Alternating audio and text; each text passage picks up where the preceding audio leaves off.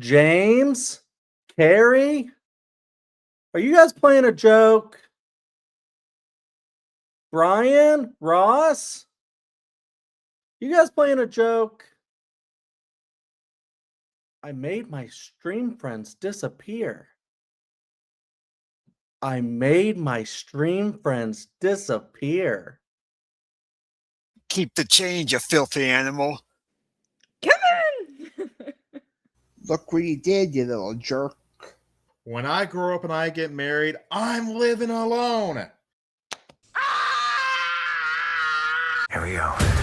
In 3, 2, 1.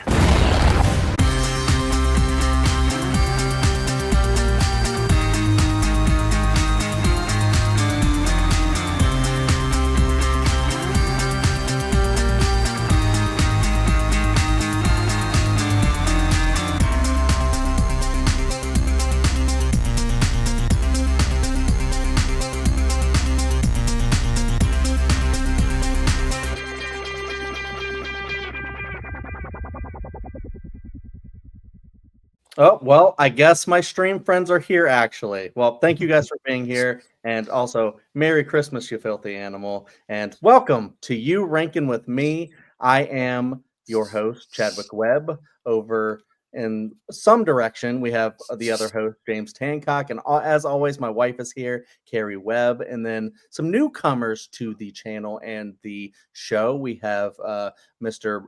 Brian and Mr. Ross.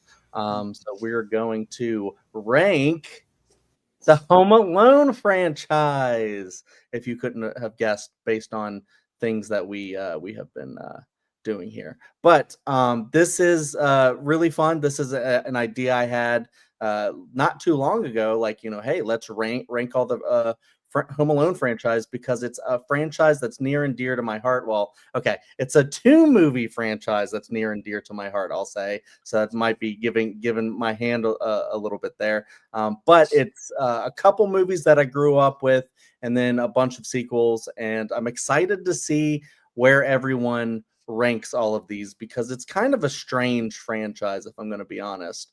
But how this basically works is we all prepared our individual lists of the movies, and we're going to go from our 6 to our 1, because it's a 6-film franchise.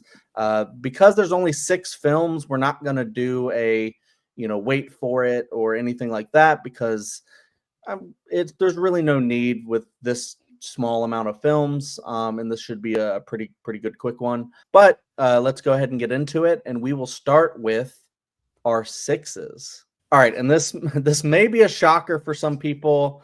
Lists can change, of course, but for now, my 6 is actually Home Alone 3. I had Home Alone: The Holiday Heist. Which one's that?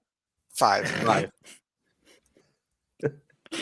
I also had Home Alone 3. Home Alone 4, Take About the House. Home Alone 4. All right, so Kerri, I don't think there's anything unanimous there, so I think we're going to go to 5s. All yeah, right, let's go to 5s. My 5 is Home Alone: The Holiday Heist, which is 5. I had Home Alone 4. I had Home Alone: The Holiday Heist. Home Alone 5, The Holiday Heist. Home Alone 5, The Holiday Heist. All right, so I guess now we can talk about Home Alone 5, Kerri? Let's Or do Home Home Alone 5 and then Home Alone 4. I think we can talk about as well. That'll work, yeah. That sounds good. All right, so I'll start. Honestly, there's not too much that I can remember about Home Alone 5. So, I mean, that's why I had it pretty lowly ranked. This one actually feels like the most straight to DVD Home Alone. And I don't mean like straight to streaming kind of a deal, like straight, like really low quality.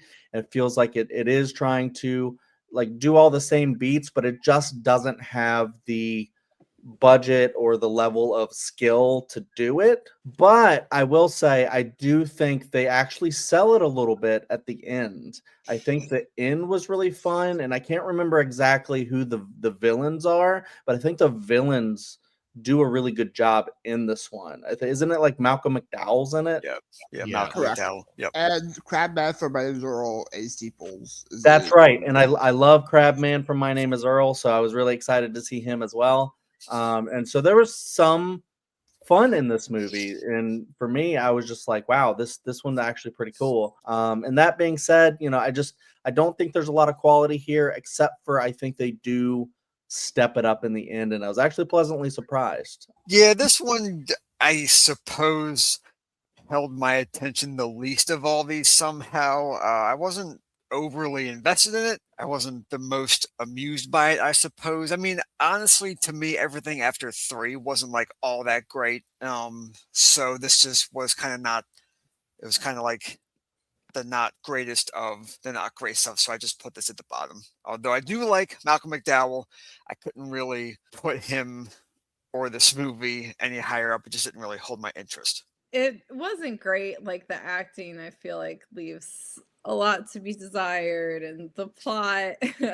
But I do think it had some good parts. Like, I thought the, like, thinking a ghost was haunting the house was like kind of a fun spin on things. That's right. And yeah, and I think the villains in this, like Malcolm McDowell and the other villains, were like genuinely funny in lots of parts of this movie, and that's what made me enjoy it like a little bit more than the one I put number 6. But yeah, overall, just I enjoy the other movies in this franchise more, and I think they're quite a bit better. Yeah, going to this, I had no expectation because it's a direct to TV movie for ABC Family, but it does have some elements of a Home Alone film with the traps and him being home alone in it.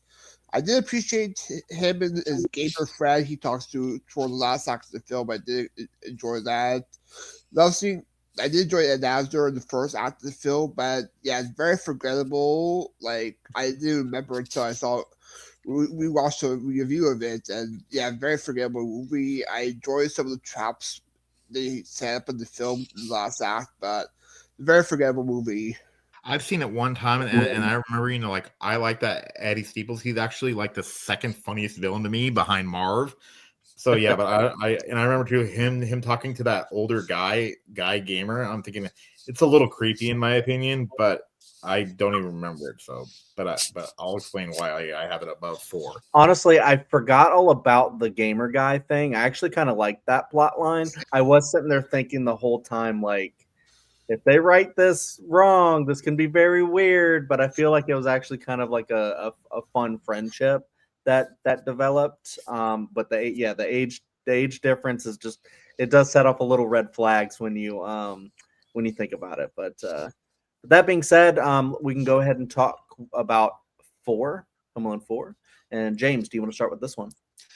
Yeah, so I had Home Alone 4 at number 5. I guess I was only marginally more amused by this one than number 5, I guess. It's like, it wasn't bad going back to like the younger kid, because the kid's just a few years probably older in the Holiday Heist than Home Alone 4. So it's like still like, he's still like a younger kid.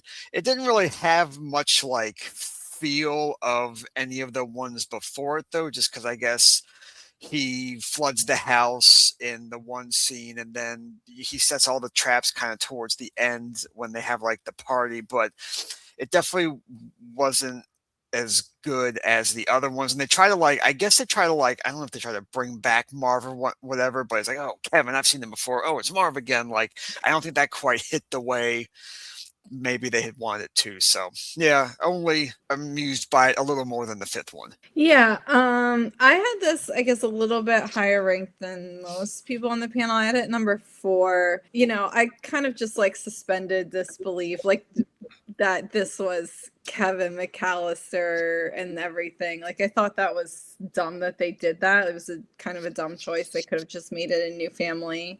And like new characters like they have with the other sequels after 2. Otherwise, I mean, the villains were a little bit funny. The story was fine. It wasn't the best. Like, it's a little weird, but it wasn't boring, I guess. Like, the story with he's staying with his dad who has a new girlfriend, and then I guess his biological parents get together at the end. Like, I really liked the character of oh my gosh, what was his Prescott?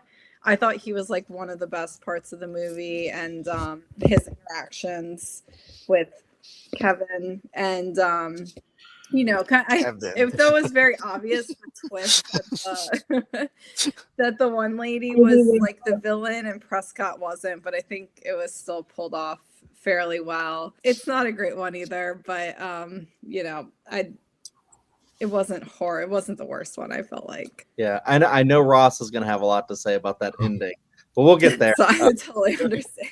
We'll get there.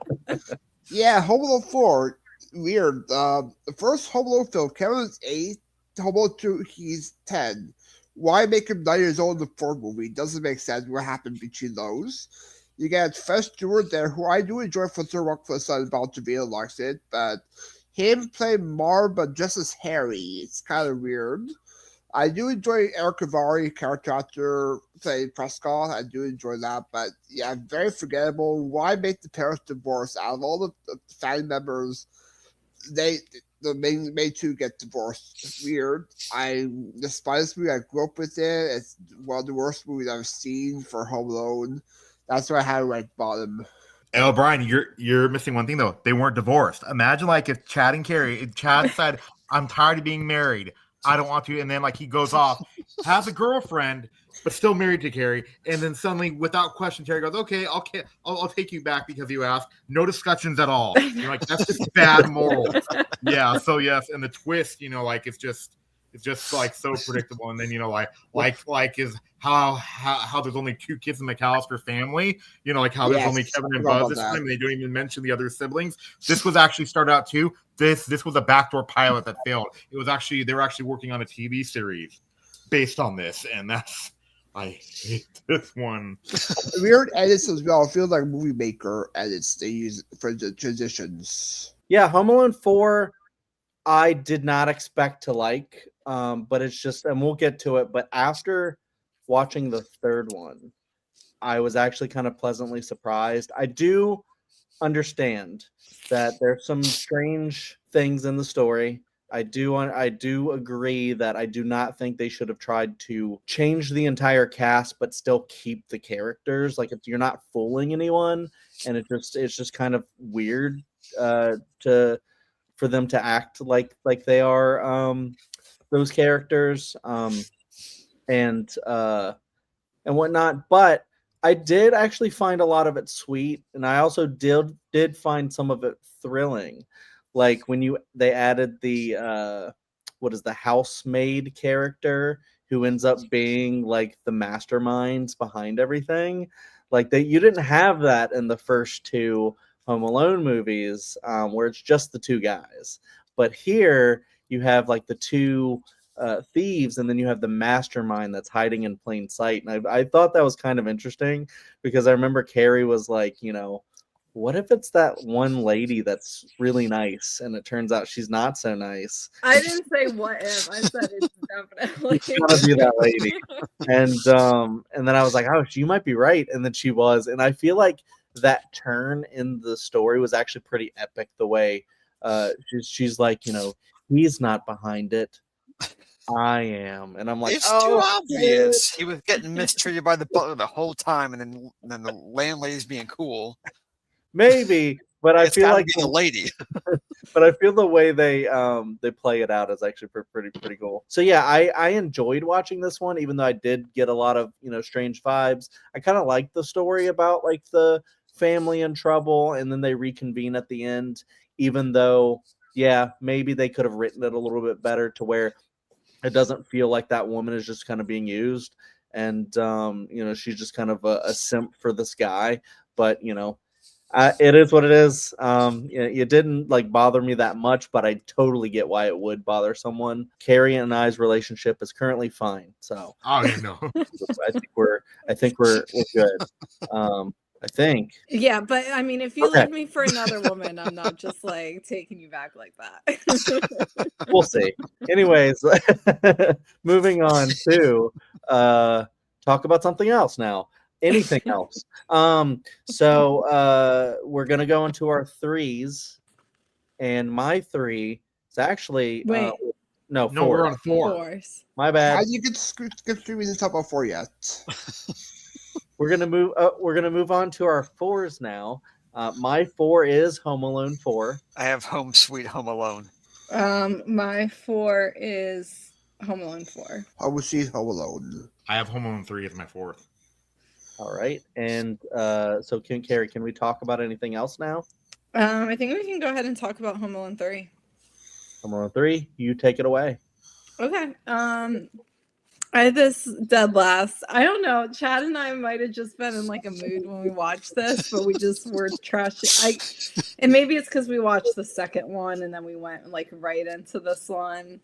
It's just I had a lot of issues with it. Like one, it starts off with this big like villain heist, and for a kids movie, like younger kids are not going to understand anything that's going on for the first like 15 minutes of the movie, basically. Like there's nothing for them to really grasp onto or relate to, and like I don't know, and like everything with the villains until they get to the actual traps, I felt like was very boring and complicated, but overly complicated. I mean, the villains are like this is like one of the better acted sequels, just like by virtue of it being like the third one. The kid was also in this movie. He was just so young. It kind of like it was hard to believe he was setting a lot of these traps. And this is a theme definitely with all of the ones between 2 and Home Sweet Home Alone, but it was the first one I just saw that did this. He's not really, he's home alone like while his parents are at work, but he's not home alone for like a really substantial amount of time. It seems like, I don't know. I just found this one really boring and forgettable. So Yeah, this one actually was released on the year I was born, 97. Whoa! Yeah, and I actually saw a couple times on VHS a lot. I really dug it. You get early ScarJo as well as a sister. I could see why people don't like the plot with the Russian spies, but I actually do enjoy the traps they set for him in the last act. It has some good moments in there. It's sort of like a mixed bag, but I do appreciate more as like sort of new kid for Home Alone. So that's why I had my tire. So yeah. Fun fact: the first movie came out the same year James and I were born. Oh, okay. There you go. Okay. I don't really like this one, but I think it's okay. And plus, like whenever people say it's an annual Christmas watch for them, except for like 1 and 2, they aren't. I mean, and Home Alone, they're not really Christmas movies. They're more like winter movies. And like I always thought that like the guy from Batman was in it, but it's not him. It's just somebody who looks like him. And the guy from Twin Peaks was fun. Yeah. Yes, he was the best part. And then 4 villains was almost too much, and that old lady, yeah, I like that they tried something kind of different, but after 2, it was a big step down. So it's just okay. And this was Roger Ebert's favorite Home Alone movie, apparently. As I mentioned, the janitor for Scrubs is in this as well, Neil Flynn. Oh yeah, he plays the police officer. Yep. Mm-hmm. Yes. That's right. Yeah, I'm glad Ross brought the Twin Peaks fact up because I definitely was going to. He plays Howard in Twin Peaks. And Kerri and I were sitting there like, he looks so familiar. And then I was like, Twin Peaks, oh my God. And then I was like, you know what? This villain in Home Alone is trying to find Laura Palmer's diary. So that's like, does the dad though look like the guy from Batman or no? Maybe, I don't know. No, you know the one that was that was going after Kim Basinger's character. I think the actor's name is, he played Alexander Knox in Batman. Doesn't he kind of look like the dad in Home Alone 3? But it's not him. I'm sure he does. But Home Alone 3, I will say, I was so disappointed. I was expecting to like this a lot. I just like, for some reason, like 1997 things are typically like exciting for me because I just feel like that was just a great year. Titanic came out, OK Computer came out. It's just a really cool year. So I'm like, Home Alone 3, 1997, this is probably going to be a really, really good one after those first 2. And it has a really good like production. like people are name dropping so many different actors, young ScarJo, Alex Linz, who's Max Keeble, if you know who that is. So I was really actually excited for this one. And then, there's not enough ScarJo in it. Maybe they could have used her a little bit more. But I mean, it's Home Alone, so I guess why not? But it also didn't really feel like Home Alone because, like with the first two, you had it where the kids are, and I mean, this is the true for some of the other sequels as well. So I'm not even just knocking Home Alone 3, but the first two, like he's really, I mean, he's not Home Alone in the second one, but he's really like alone in those. Like the parents are like countries and seas away a lot of the times, or in the case of two, it's like whole country away basically, and so the stakes feel pretty real. But with three, he's just kind of homesick, and the parents just kind of seem to be around. So I don't know. It just really didn't feel like the stakes were that high either. I just thought like a lot of the setup was really strange. Kerri hit a lot of the notes that I was gonna talk about with the villain sequence, and the actor being a little bit too young, I think, for the role. And I don't know, it just like wasn't as interesting as I thought it was. I remember watching it when I was a kid, and it was never like one of those movies in my rotation. Maybe it's the same thing that like Ross pointed out about it not really feeling like a Christmas movie. I don't know. This is just the one I just don't think I'll go back to. I just don't think like, maybe too many villains. Villains weren't really that interesting despite having some familiar faces in there. And I just feel like they weren't that silly. I think they went too serious with these villains. And I was like, the villains need to be a little bit sillier. And I think some of the later ones, like 5 and 6, I think they really did a good job with like being silly. So I think that's why I have like those ranked a little bit higher. And the nostalgia critic too. He actually said if you were to show the beginning of the movie and say this is a Bond film, he would believe you. He said, right. Yeah. That's it. That's exactly what Kerri and I were thinking when we were watching it. We're like, what are we watching right now? The Home Alone movie? Yeah, Home Alone 3. I had this one actually at number 3. This was kind of like the last one I really remember watching when the Home Alones were all coming out. Because again, 97, I was only 7 years old. So it was the last like cool one to me, really. And I got a good bit of like nostalgia from watching this one because I forgot there was one where they hide the missile computer chip in the RC car. And then I remembered, obviously, it was this one.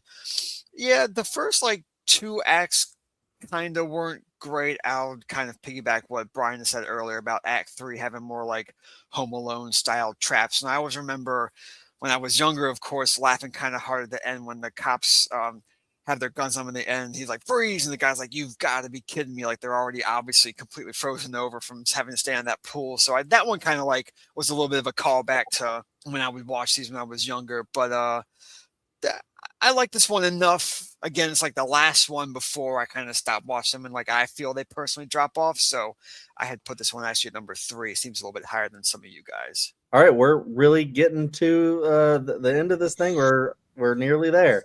So let's go to our 3s. And my 3 is Home Sweet Home Alone. I had Home Alone 3 at number 3. I had Home Sweet Home Alone. I had Home Alone 3 at number 3. I have Home Sweet Home Alone. Nice. All right. So it seems like there's a little bit of consensus with like 2 different consensuses there. So it looks like we can go, and I mean, of course, unanimous, like 2 movies are all going to be at 1 and 2. Yeah. I'm just very fascinated to see which one everyone has at number 1 because I think it might be a little bit different than people might think. We can now talk about Home Sweet Home Alone, and Brian, you can begin that one. Yeah, Home Sweet Home Alone, yeah, one of the first films on Disney Plus there. Yeah, fun fact, this was filmed in my hometown, actually, Montreal. They filmed some stuff there, yeah, when they were filming. But I actually did enjoy this one. It's sort of like a little callback to the first one where they're all on vacation and they forget the kid at home.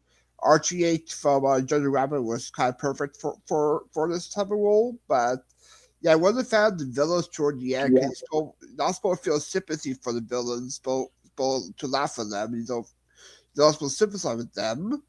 but it has some good moments in there, so that's why I had it at number 4 for Home Sweet Home Alone.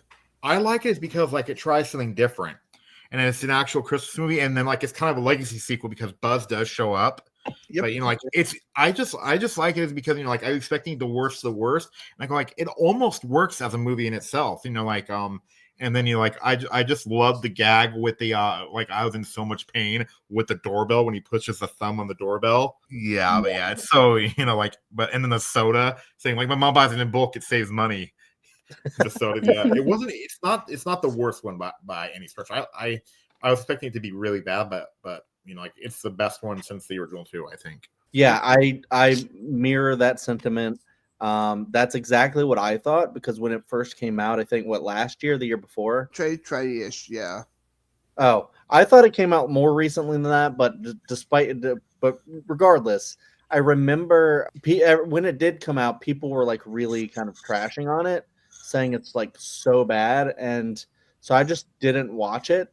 Sometimes I do that, which is kind of like a fault of mine that I think maybe I should give more things a chance rather than just not paying attention to something just because people say it's really bad. And maybe it's because of watching all the other sequels in this franchise. I actually like this one, and I think it's exactly what Ross said: is that it tries something different. And the first 2 movies I adore, but seeing this one, and I'm like, wow, they actually make you sympathize with the villains, and it's just kind of like a really good twist on that the villains are trying to do something for their family. And so they're not like really villains, and in some ways they feel like more of protagonists than the actual kid because I feel like they spend a lot more time with the villains and showing why they want to break into the house. And it's kind of funny to see where they have like so many reservations, of course, and they're like, "What are we doing?" kind of a deal. But then when they get in there and they start getting tortured, the actress who plays Erin in The Office, she just goes, "Yeah, thank you." She just goes.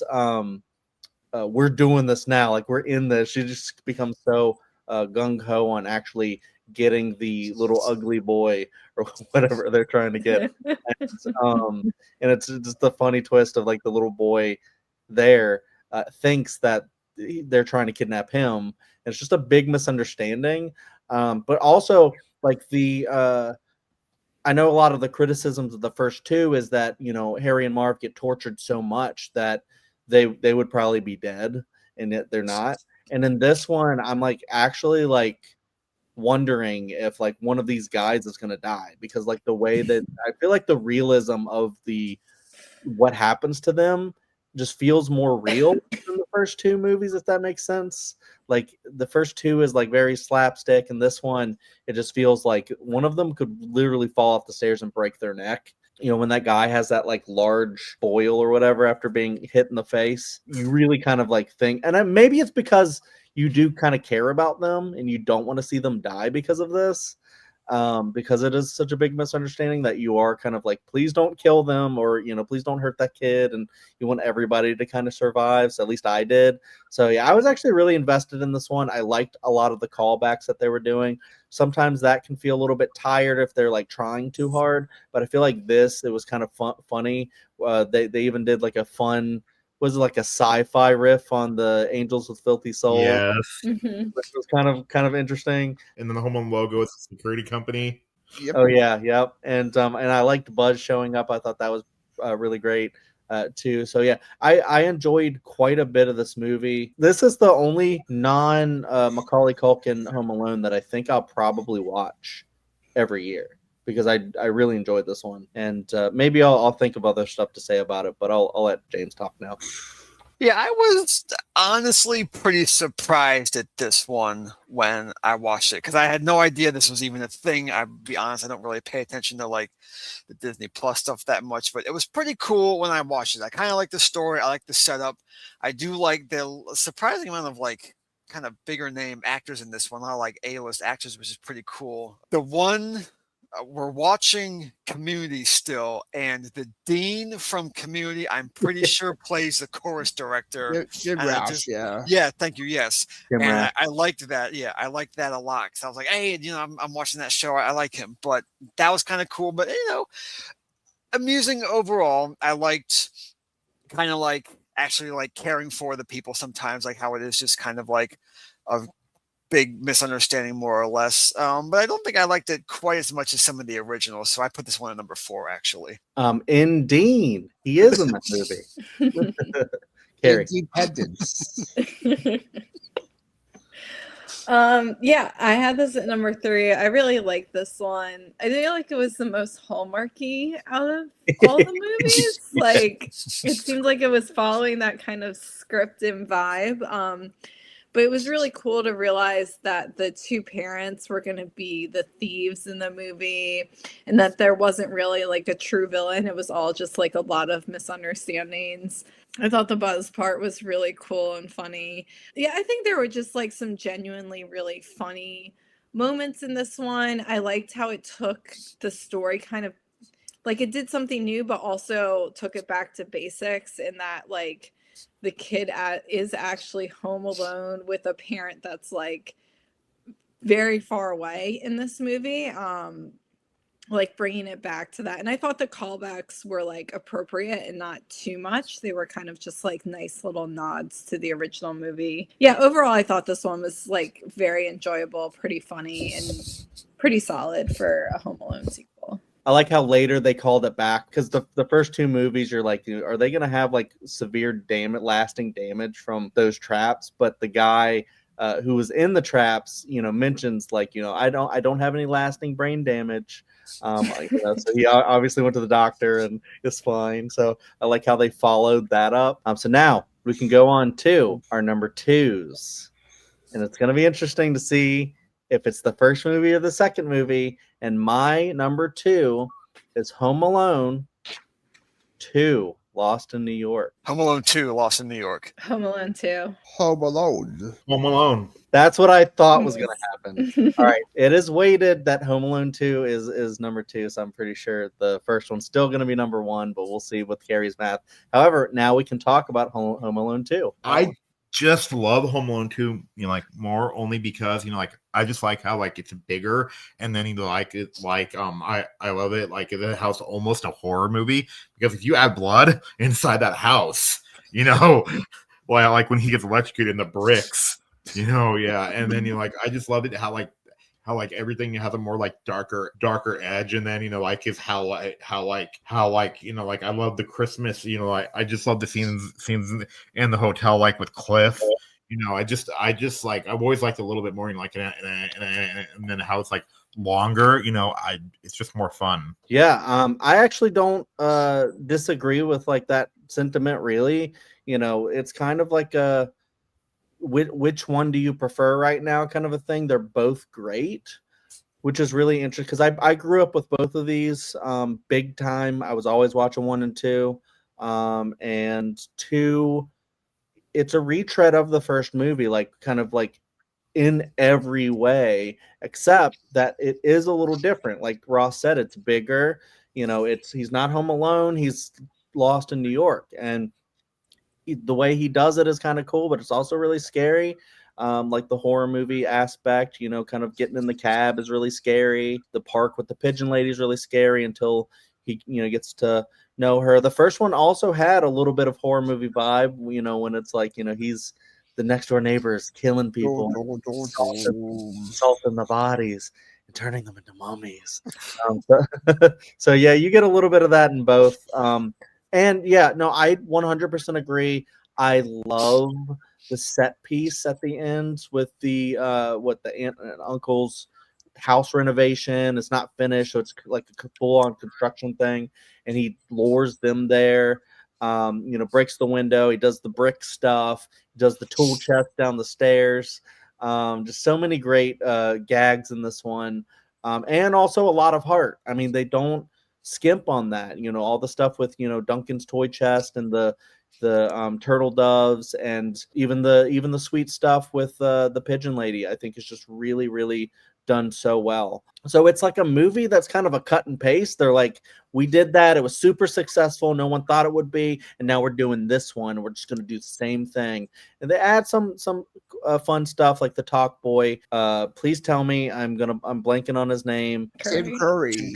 Curry, man. If anybody makes this could make this movie better than the first one, it would be Tim Curry because he's excellent in the movie.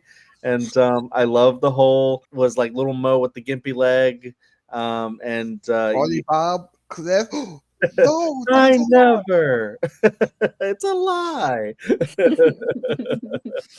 And everybody getting on their knees. I love you. It's just like so many great moments in this movie. It's kind of perfect. And this most recent watch, I don't think I've ever noticed it before, but I did finally notice in Duncan's toy chest. Chris Columbus is there with, I believe, his daughter Eleanor in the shot. And I thought that was so adorable. I was like, oh no, that's so great. Yeah, you can tell I really adore this movie. It's kind of a 1A, 1B situation. I just think the writing in the first movie is just a little bit sharper. And that one I feel like is just more of a classic than the second one. So it's really just a splitting hairs kind of a thing. But I did put Home Alone 2 in second place. But it also kind of rules. So there you go. Yeah, I definitely like Home Alone 2 a lot. Definitely, if I'm watching any of these, it'll be 1 and 2 for sure. I do love aspects of Home Alone 2. I think, like you guys have kind of already mentioned, there's a lot extra to it, but it's all done like really well at the same time. I do like the pigeon lady that kind of like at the end, she's obviously not that bad, but she's kind of freaky in the beginning. I always kind of remember that because this came out when I was a kid too, for sure. So those kind of things like have kind of stuck with me throughout the years, really. Those kind of like images. And I always loved Tim Curry. I love the scene. It's a shorter one, but he's like he figures out the kid's credit card is the credit card is stolen, and that little like the light above his his father's stolen credit card, and then the little like light above his head pops up. Like I just like the small things like that. But yeah, I had it number 2 though. Hard to beat the first one. Yeah. Real quick though, I did want to just do a shout out because I know a buddy of mine, Matt Chapman, would love us to just give a special shout out to Brenda Fricker, who is the pigeon lady in the movie. She's great. But then also the other like slight negative that I have, it's very silly. So it kind of works if you're a kid, but when you're an adult, Brian mentioned it a little bit. When Marv gets electrocuted and he turns into a skeleton, it just kind of takes you out of it a little bit. Where you're just like, "Come on now, that's just Looney Tune stuff, right?" Like straight up, like no, that's all material. Like if he would have turned into a skeleton and stayed the skeleton, that would have been a horror movie, Ross. Yeah, like ever since I watched it too, I actually have always wanted Tim Curry as the Grinch. Interesting idea for sure. I mean that he kind of was in the movie a little bit. It's very nice to have Catherine O'Hara yell at him. That was pretty great too. She slaps him. Right. Yeah, I love this one like almost as much as the first one. I just put this one slightly below because, typically we watch the first one first and then the second one. The second one kind of repeats like plot-wise some of the same themes and devices. And so that's like really my only knock on it. Otherwise, I love this movie. Like I think everyone is fantastic in it. I love like that they turn into the sticky bandits instead of the wet bandits. I think it's so fun. The hotel stuff is just fantastic. Like Tim Curry is awesome in this. And like the scene where they kneel down and are like, I love you. I think about that like at least once a week, like all year round. That's strange. So yeah, I love this movie. It's only number 2 just because like it's slightly repetitive of the first one. That's the only knock I have against it. Dude, when he shows up and realizes he's in New York and he's like, I did it again. The lady's just staring at him like. Yeah, this is my favorite of the 2 Home Alone films. Actually, if you guys also forgot the score is perfect in this, especially the whole fucking toy chest scene. Yeah, I love the hotel staff. I also Sheedy for the Breakfast Club playing the ticket agent there. I love the stuff in the hotel. You get Dana Ivy from Addams Family fame. Ross Schneider as the concierge shows up in there. Yeah, how you do? This is Peter McCaughey, the father. Credit card, you got it.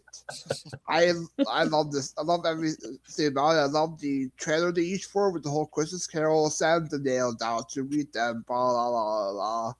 Yeah, Kevin is pure jigsaw in this film in the last act. Kevin, you spend this how much on my credit card, and this was the way about it. And Pierce Morgan is great in the picture lady. So yeah. Now I just kind of want to see a some sort of like SNL sketch where it's a Saw, like an actual Saw movie with Harry and Marv or all of the Home Alone villains. All right. So let's just, for formality's sake, let's do our number ones. Mine is Home Alone. Home Alone. Home Alone. Home Alone 2, Lost in New York. Home Alone 2. All right, so we can go ahead and talk about Home Alone. I'm up at the top, and I will start with this one. This movie is very special to me. I didn't see it in 1990, I'm sure, because I was a little baby, but I was born the same year that it came out, and as soon as I was able to watch movies, I was watching this every Christmas, maybe even later than Christmas because kids watch stuff like that sometimes, I think. But I was always watching this. This is kind of like a lightning in a bottle, so it's actually kind of amazing they were able to recreate it for Home Alone 2. But I think it's because like the specialness of the first one, like people were just really wanted to see more, and so you're happy to see kind of it again, especially if you do it another interesting way. But this first one, it's just like no one who was making it thought they were going to make something special like this. It's kind of like a little small film. They're just making like a really solid film. Every little piece kind of came together to make this, where you have just every little part of it just seems kind of like special and just like really, well crafted. In a way, it's actually like a really, really good movie, to where you have like the John Williams score, you have, phenomenal acting from everyone. Macaulay Culkin's like perfect in that role. Catherine O'Hara, a little Kieran Culkin as Fuller sipping his Pepsi is perfect in that role. He would go on to win an Oscar. Who would have thought? That's pretty cool. And even Daniel Stern and Joe Pesci in this role. I mean, we were watching Home Alone. I was trying to get Elliot. I was like, Elliot, can you say Joe Pesci? that was pretty great. I don't know, just like this story, if you just watch it every single year, you still kind of notice new things every time, and you just kind of see just how perfectly constructed it is, to where you're like, it's kind of like the original Halloween, where you're just like, everything makes sense, and you're just like, you follow like, why would they do this? Oh, because of this, and the cops there staking it out, and the fight happens, spilling the milk, they throw the ticket away, and then just everything after that, it just the little annoying kid coming over to talk, and they count his head instead. And I like how they twist that in the second, where Kevin is there, because you think that might be the same thing where they leave him home again. And but if you know the title, then you probably didn't think that. But this movie is just so fun. The villains are great. The whole thing about Old Man Marley is perfect. I heard recently that apparently that was not in the original John Hughes script. That was a thing that Chris Columbus decided to do, not to have an Old Man Marley character, but to make his role a little bit bigger, make him have that trouble with his son, to where he can teach Kevin that even older people can get scared, and you're never too old to get scared. And then Kevin teaches him, like, you have nothing to lose. Try to reach out to your son and see if he wants to see you, and then you can see your granddaughter again. And that closing out, seeing them reconvene at the end is just so beautiful, right after Kevin sees his family again. And that's just just a really special moment, really special movie. It really captures the spirit of Christmas, and it's just a really fun movie that really anyone of any age can do. They he really tortures these guys, but they make it so over the top that you're just like, well, They would be dead, but it's fine that they're not because that would be really gruesome. If you want to see stuff like that, go watch Better Watch Out, the horror movie, because you'll see some shit in that one. Honestly, yeah, I just want to keep going on and talking about this movie because it is a very special movie to me. I love it so much, and I'll let someone else talk now. Go ahead, James. Yeah, I definitely like this movie the most of all these. I mean, it's such a classic holiday movie. I watch it pretty much every year. It still is funny. It still, kind of holds up. I like the different scenes you were talking about, Chad. You get obviously all like the comedic bits and then like the feel good stuff too. Like it just blends together so well. I love how over the years as we grow up, we're like, there's that running joke of like, what did Kevin's dad do to afford a house like that? Because that's a rather large house. And then of course now the wet bandits are so much more enraging because I'm like, if someone's going to come in my house and take something, don't clog the damn sinks and turn them on. Like, just take what you want and leave. Like, you don't got to be like that, man. So it's just kind of funny how that changes. It's just funny how that changed over the years. But this one holds up through and through. I love all the traps. This is the one where he steps on that huge nail, right? Because yeah, so right, that's right. And this one, I always love the way my dad just kind of winces at that. That's one of my kind of memories of this movie. Also, it's just so hard to watch sometimes some of these traps. But I love this one overall. It's fantastic and it holds up. Yeah, I love this one as well. I definitely did not see any of these movies, including this one, until I was an adult, and I think probably had moved in with Chad. Oh wow! And then That's he late to was watch like, them. "Oh, we have to watch these over Christmas." But I think they're that good that you can watch them as an adult, and without like the nostalgia for them, and still really love them, because I do. I love watching, this movie every year. Yeah, definitely holds up. It's just so funny, and I don't know, perfect combination. Like the acting's fantastic, the score is amazing. And I confuse it a lot of the times with the Harry Potter parts of the Harry Potter score, because there's definitely some similar elements, but I love it even more because of that. Like it's one of those like perfect Christmas movies. Agree. Yeah, I really do enjoy this one a lot. Yeah, the score was great, as Kerri mentioned. Great John Williams score, nominated for an Oscar that year. Even the character actors pop up in there, like Larry Hankin, Chad, Karl from Billy Madison as the police guy they call it too, and the old couple from at the airport, Billy Burr and Bill Irwin, great character actors from Dennis the Menace pop up in there. The dangly ones. I love it's very quotable. Love the Age of the Filthy Souls we haven't talked about. The great movie with the movie that we all want to see happen, which by because those actors passed away. Very quotable. Love those traps they use, especially the one they used to burn Harry's hat off. It's a lot of fun. So yeah, this is my number 2. I do love this one, and it used to scare me when I was a little kid, only because, like, imagine you're 6 years old, and the first thing you ever see from Home Alone is Marv sticking his head through the doggy door and giving that smile. That's the first thing I ever saw, so it did kind of creep me out. And then if you'll notice again, the guy from Billy Madison, like when he's like talking on the phone to Kate, he has a piece of the donut on the phone. So yeah, but I just love this one. And then like the traps are like iconic, and then like those are the actual stunt people that were actually like throwing themselves like that. So I'm thinking, how did they not get hurt? But yeah, and then the whole like Old Man Marley stuff, is just heartwarming. Yeah, and the score, John Williams had a tendency to do that where all the scores sound the same, but it's still great. And then and plus like Flying to Paris is not cheap. And I forgot to also mention John Candy. His scenes were great. Oh yeah, yeah. I mean, it was filmed for one day and had it for one day only for filming. Mm-hmm. Yep. Fun fact. Yeah. All right. Well, there you have it. We went through all 6 of these films, and I think Kerri might have an overall ranking for us. I do. I don't think there's any surprises here, but here it is. At number 6, Home Alone, The Holiday Heist, which is the 5th movie. At number 5, Home Alone 4. At number 4, Home Alone 3. At number 3, Home Sweet Home Alone. At number 2, Home Alone 2. And at number 1, Home Alone.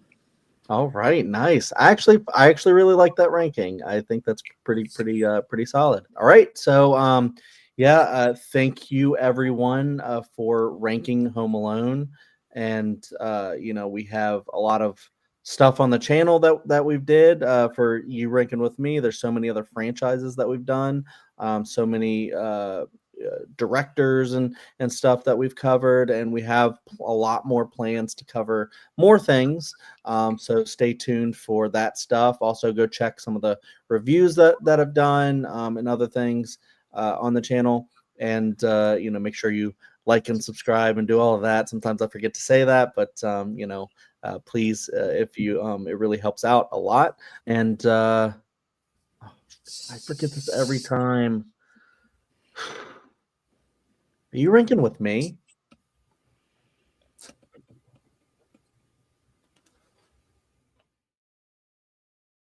Chad, you spent $967 on room service?